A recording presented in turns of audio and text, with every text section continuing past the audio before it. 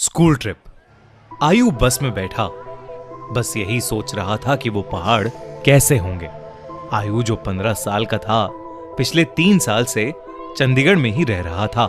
फिर भी वो कभी हिमाचल की हसीन वादियों में नहीं गया था। पर उसका यह सपना इस स्कूल ट्रिप में पूरा होने वाला था। ढेर सारे लंच बॉक्सेस से खाना खाते हुए और अंताक्षरी खेलते हुए पूरा दिन बीत गया था। वो शिमला पहुंचने ही वाले थे कि पता नहीं कैसे उनकी बस जो कुछ मिनट पहले एकदम ठीक चल रही थी, उसमें से धुआं निकलने लगा। रात बहुत हो चुकी थी और बच्चे साथ में थे, तो सब टीचर्स ने मिलकर फैसला लिया कि वो पास में ही एक होटल के अंदर रुक जाएंगे और सुबह मैकेनिक को बुलाकर बस ठीक करवाकर शिमला के लिए वहां से निकल जाएंगे। वो लोग पास के एक होटल तक पहुंचे। वो होटल दोनों तरफ से बड़े बड़े पेड़ और पहाड़ों से घिरा हुआ था। सब टीचर्स ने बच्चों को होटल में अलग अलग कमरों में बांट दिया और डिनर के बाद सब सोने चले गए। आयु को अपने 2 दोस्तों अमन और रोहन के साथ कमरा मिला था और वो बहुत खुश था क्योंकि वो दोनों उसके काफी अच्छे फ्रेंड्स थे। आयु, अमन और रोहन जब कमरे में गए तो कमरे की खिड़की से उन्हें जंगल के बीचों बीच एक झील दिखाई दी। उन सभी को याद था कि कैसे पिछली स्कूल ट्रिप पर रात में 2 बच्चे ऐसे ही झील पर निकले थे और वो स्कूल के सबसे पॉपुलर बच्चे बन गए। तो उन तीनों ने भी प्लान बनाया कि इस बार वो भी कुछ कारनामा करेंगे। उन्होंने सोचा कि वो होटल से छुपके से निकल जाएंगे और उस झील पर जाकर फोटो खींचकर वापस आ जाएंगे। जैसे ही होटल का गार्ड सो गया, वो तीनों निकल गए। झील दिखने में तो होटल से ज्यादा दूर नहीं लग रही थी, पर वो तीनों करीब आधा 1 घंटा झील की तरफ चले जा रहे थे और जंगल का रास्ता था कि खत्म ही नहीं हो रहा था। ठंड बहुत ज्यादा बढ़ चुकी थी और उस सुनसान जंगल में उन तीनों की ठंड के मारे हालत खराब हो रही थी। उन्होंने अपना फोन चेक किया तो उसमें सिग्नल नहीं था। तब उन्हें लगा कि उन्हें झील का प्लान कैंसिल करके वापस होटल चले जाना चाहिए। अपने फोन की फ्लैशलाइट के सहारे वो वापस होटल का रास्ता ढूंढने लगे। रास्ता ढूंढते ढूंढते अमन और आयु, जो रोहन के थोड़ा आगे चल रहे थे, जब पीछे मुड़े तो उन्होंने देखा कि रोहन वहां था ही नहीं।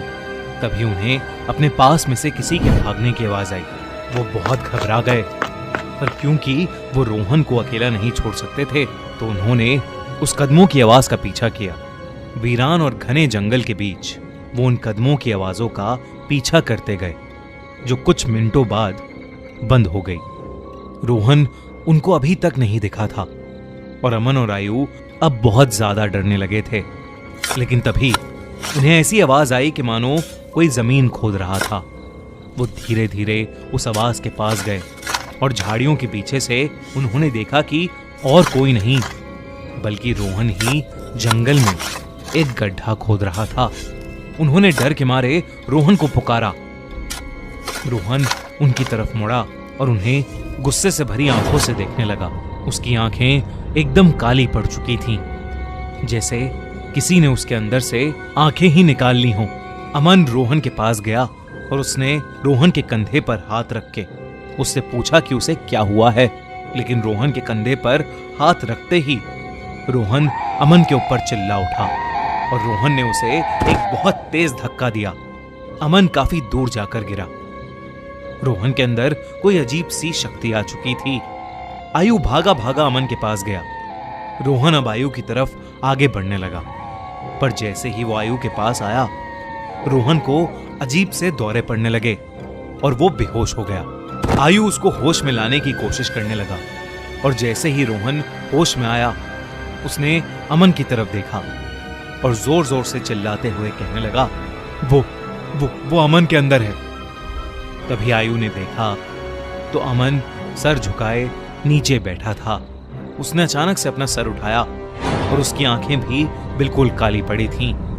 इससे पहले आयु और रोहन कुछ कर पाते, अमन, जो कुछ देर पहले तक चोटिल था, वो उठकर जंगल के अंदर भागने लगा। रोहन और आयु ने उसका पीछा किया और फोन की फ्लैशलाइट में देखा कि अमन एक खंडर की तरफ भाग रहा था। करीब जाकर उन्हें दिखा कि वो खंडर दरअसल में एक बहुत पुराना घर था। जिसे देखकर ऐसा लग रहा था कि वहां सालों से किसी इंसान ने कदम भी नहीं रखा था। दोनों बहुत ही डरे हुए थे और उनकी आगे जाने की हिम्मत नहीं हो रही थी। पर अमन को बचाने के लिए आयु और रोहन उस खंडर में घुस गए। ऊपर के एक फ्लोर से उन्हें एक आवाज आ रही थी। वो उस आवाज के पास पहुंचे तो जो उन्होंने देखा उस पर उन्हें विश्वास ही नहीं हुआ। उन्होंने देखा कि अमन बेहोशी की हालत में हवा में लटका हुआ था और एक बूढ़ी औरत उससे बात कर रही थी। उस औरत का चेहरा बहुत भयानक था। उसकी आंखें एकदम काली थीं। खाल लटकी हुई और बिखरे हुए सफेद बाल उसे और डरावना बना रहे थे। वो दोनों उस औरत को देखते ही वहां से बाहर भागे। वो औरत भी उनके पीछे पीछे आने लगी। आयु और रोहन जल्दी से सीढ़ियों से नीचे उतरे और उस खंडर के घर के दरवाजे तक पहुंचे। उन्होंने जब मुड़कर एक बार पीछे देखा तो वो बूढ़ी औरत किसी कीड़े की तरह रेंगती हुई सीढ़ियों से उतर रही थी और उनके पास ही आ रही थी। वो किसी तरह वहां से निकलकर जंगल की ओर भागे और भागते चले गए। भागते भागते उन्हें पता नहीं चला कि कब वो उस झील के पास आ गए थे, जिस झील की तलाश में वो होटल के बाहर निकले थे। रोहन और आयु दोनों भागते भागते उस झील के अंदर गिर पड़े और डूबने लगे। उन्हें ऐसा लग रहा था कि जैसे कोई उन्हें अंदर खींच रहा हो। आयु किसी तरह झील से बाहर आ गया, पर उसकी आंखों के सामने रोहन झील में डूब गया और वो कुछ भी नहीं कर सका। आयु ये सब देखकर इतना घबरा गया कि उसे चक्कर आने लगे और वो वहीं बेहोश होकर गिर पड़ा। आयु की जब सुबह आंख खुली तो वो उसी होटल के कमरे में था। वो भागकर बाहर गया तो बाहर पुलिस की बहुत सी टीम्स थीं और जमीन पर सफेद चद्दर में लिपटी हुई रोहन और अमन की लाश पड़ी थी। पुलिस ने तो इसे मर्डर घोषित कर दिया था, पर आसपास के रहने वालों ने बताया कि कई साल पहले उस जंगल में एक बूढ़ी औरत रहती थी। वहां उसका एक घर था।